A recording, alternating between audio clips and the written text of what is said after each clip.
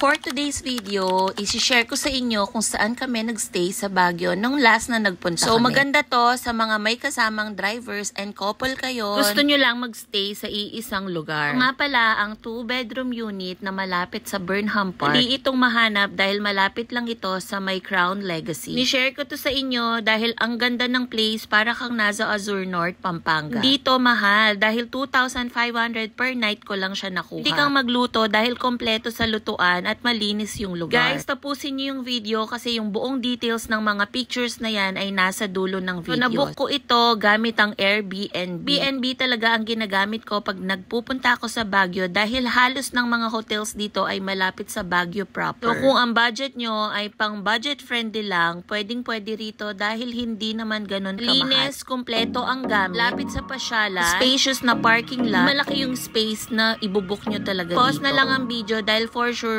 magugustuhan nyo to by next na pasyal nyo sa Baguio. Uulitin ko, ang landmark lang nito ay sa likod siya ng mismong Crown Legacy Hotel. Sana makatulong sa inyo guys sa mga pupunta ng Baguio.